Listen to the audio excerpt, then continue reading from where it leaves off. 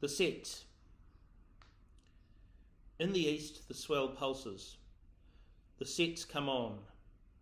There is nothing out there except pattern and salt, a drowned continent snoozing out millennia. The ocean is of a whole. Division is our game.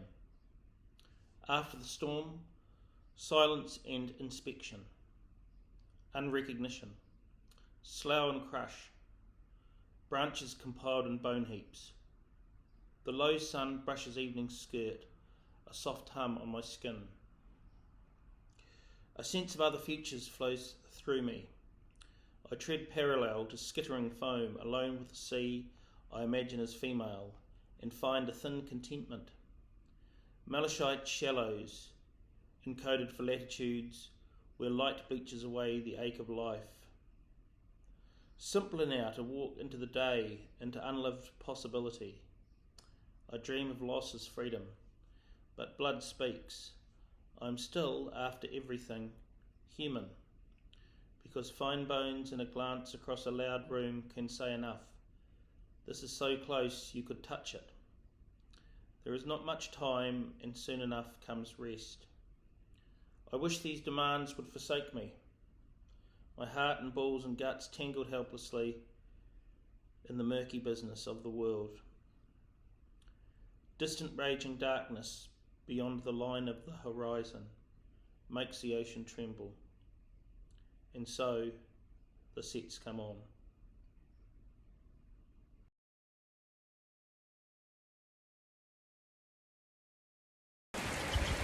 Hi, I'm Janet Newman, and this is for everyone affected by flooding.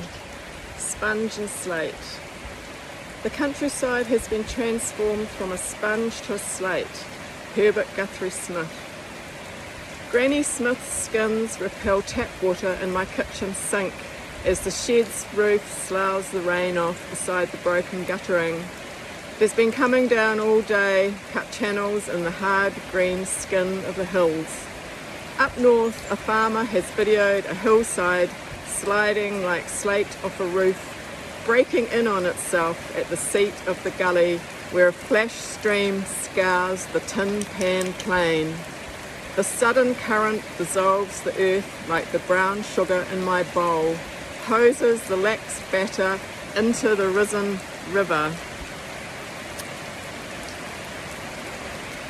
The apples are cooked to a pulp beneath the sponge, absorbing juices, percolating flavour.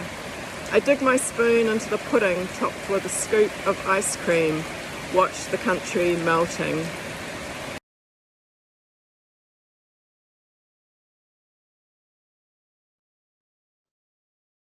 The Toymaker's Daughter. I remember a butterfly asleep on the frame of the cobbler's door across the alley. The summer the fortune teller came, warning of broken vows and bones. My father cursed, turned the dogs on him. I fled to the forest by dawn. The trees have song beyond hearing, and it rises in me. Through every storm that followed, my skin drummed with their call. My mother's tears were rain on parched leaves. I hung through winter, flesh falling.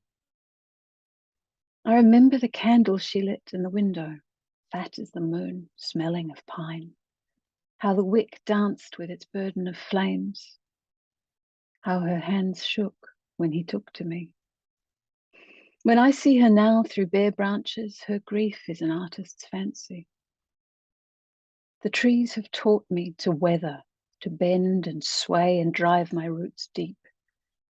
Tell him I've buried his axe in the mountain, his knives one by one on the wind. Tell him the trees remember his face. Tell my mother nothing.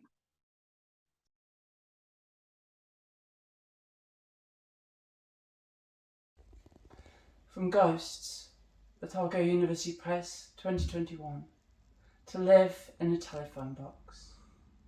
Here is the unspoken spirit of you, a connection which grief manifests as a white glass-panelled box.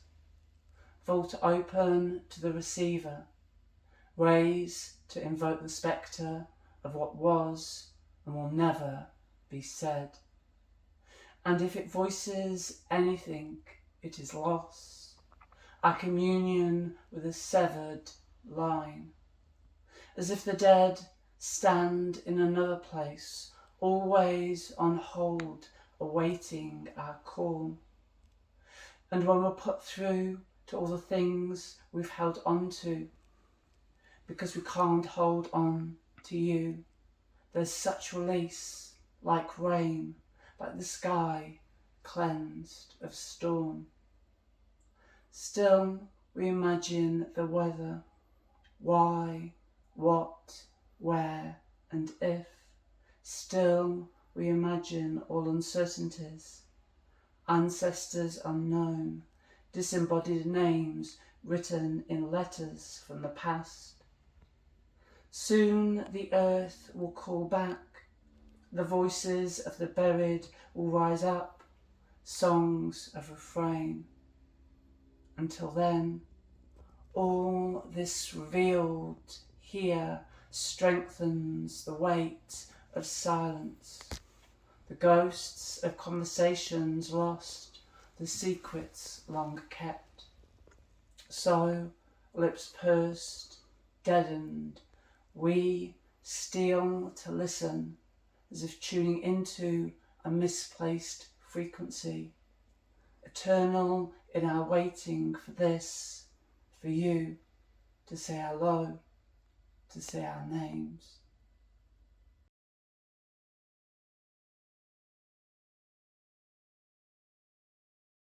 The gold zipper. I put on the grey pants and the jersey with the gold zipper. This is toothpaste on the sleeve. In one spit, my best clothes are old. Our bodies separate sexual pleasure from penetration, so women have no need for contraception. Men expect us to fuck because it's what they want, told us lyrical operatic. Clock, there are no nerves in the vagina. The clitoris is a substantial pelvic structure. And why is killing somebody of more literary significance than a kiss? Because men say it is. I defy your authority. I won't ask for permission. Oh, shut up and lie down here in this bed for a change and listen. Our bodies separate sexual pleasure from penetration, so women have no need for contraception. Men expect us to fuck because it's what they want, told us lyrical operatic. Clock, there are no nerves in the vagina. The clitoris is a substantial pelvic structure.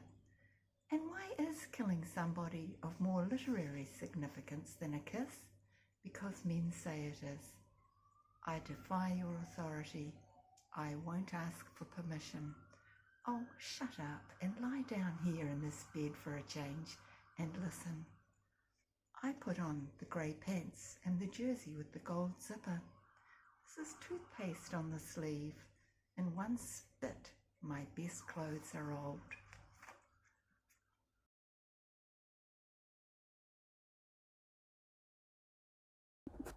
Kia ora, I'm Michael Stephen. I'm going to be reading a short poem from this book, Night School, which was published by Otago University Press back in May. Lines for Joe Bolton. Nostalgia is a drug best dosed alone. Like a bed holding the lover's shapes long after their tryst has ended, you wanted everything to remain, in lines tender as the southern drawl. Poetry, your personal grief lexicon. Florida nights, their punitive humidity. Desire schooled you its crueler lessons. From the window of some Fleabag motel, you studied the neon's lingering trace. You watched rain return as steam, rising like a hymn off the hot bitumen.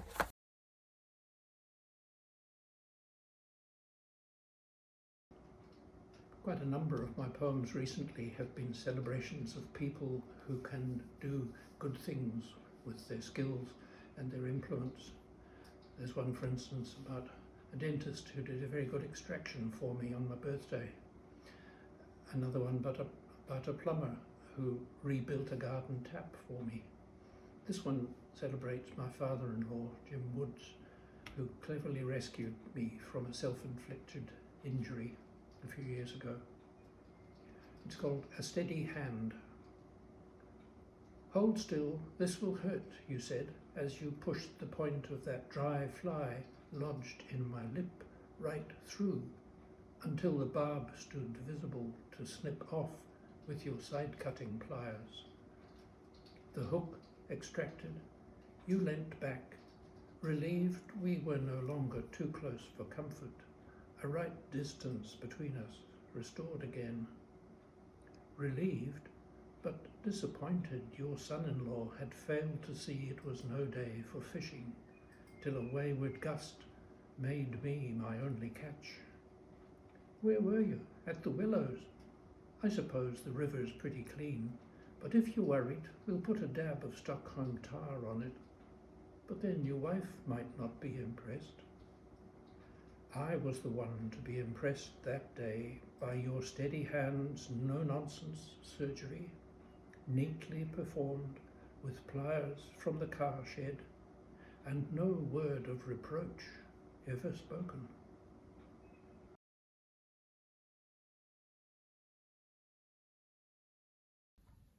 I've been looking for a street that will take me out of this city.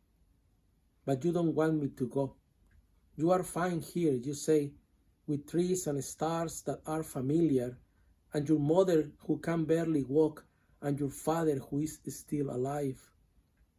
You want to convince me that what is out there is just in my imagination, a paradise without wings, an exotic bird that heart can't catch hold of, while here are faces and buildings I recognize at mine, a garden too, the bare shoulder of that woman going by.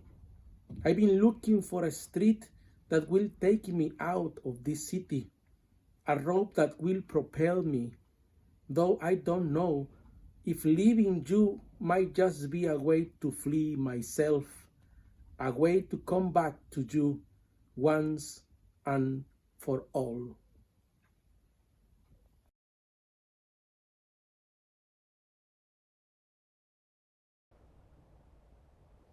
Hey, I'm Elizabeth Morton, and I'm going to read to you from my new book, Naming the Beasts, published by Otago University Press. This poem is called Stolen Pepeha. My mother is the night owl. My father is the tussock. I own memories alone. My celestial object is done for, the rust core of a lamp that was already out, a red star coughing through light years of average days, days spent picking lemons and walking average suburbs, nodding at ordinary dogs. I know my trespassers by the ghosts of them. I can find the switch still. I can hold my hands to the glow of the fire escape and watch them burn into yellow petals. Every night I weigh my felonies against the basalt clot of heart. I was young once. I did things. Do you remember who I am? The forecast was for sleet, the kind that whiplashes your brainstem and forces birds from their roosts in the dendritic arbor. I was young and so afraid. Escalators and elevators, paddling pools. When the lamp is out, what do you see? I see me as the river marbled with cow scat and duckweed. I see the yawning dark, the fine down that night makes of all things. This is where I'm going. There is a mountain where I'm always at the bottom. I stole the mountain in my sleep. I did things. I held the ignition until the blue flame slammed into life. My ocean is allegorical. There are no fish in my stories. The blue flame was never enough to acquire a heartbeat. I walked here myself. 17 and crashing into cabinetry like it was my own. My mountain watched me resist, up every street, through every average day. Do you remember? I came to keep my nouns in one plastic bag. It was my prerogative, said the man prescribing my fate. I ate the pills like I wanted to want to. I watched people talk round corners. I owned everything in my mind. I was the river. The river was my prerogative. I was young and full of the soft tongues of milk cows. I did things you don't need to know. I was a sorcerer of suburbs, so coiffured that only the moon disrupted the minimalist chic. I picked lemons once. I nodded at ordinary dogs. My retreat was a series of dominoes waiting to fall. My mountain is the crowd I left there. Now I am old. Thank you.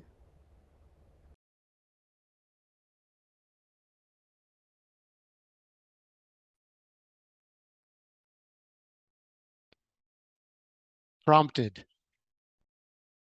There are 12 words I meant to use in this poem. Try to guess what they are. I'll start you off with one, poplar. Another is twigs. I'm no Keats, but obviously this is an autumnal poem. The branch is bare. Forlorn is the third word. Tricky. Adjectives always are, though not as tricky as slipping in the word escarpment. Too Latinate for one. Also, I had to look it up. I've already forgotten about autumn.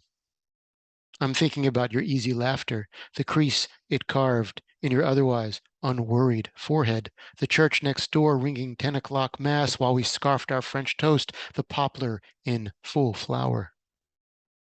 Scarf is not one of the words, by the way, though distant is. So is leaves. I'm determined to be original. Can I use the word left instead?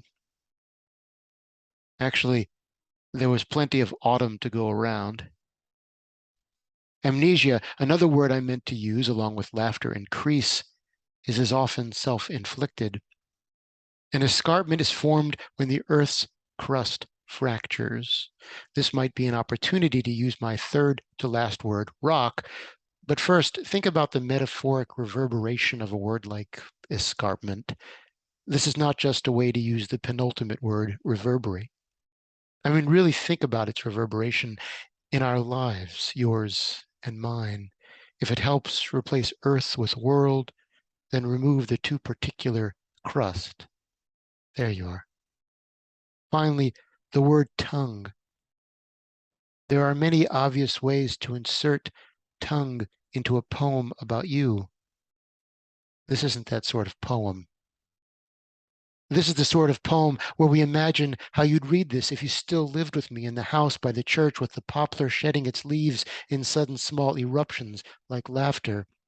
How your very tone, like the angle of light those Sunday mornings, would suggest the shift in season, how your tongue would roll around these words like the orbit of a distant rock. 10 o'clock again. Screw Keats. Forlorn, forlorn, forlorn.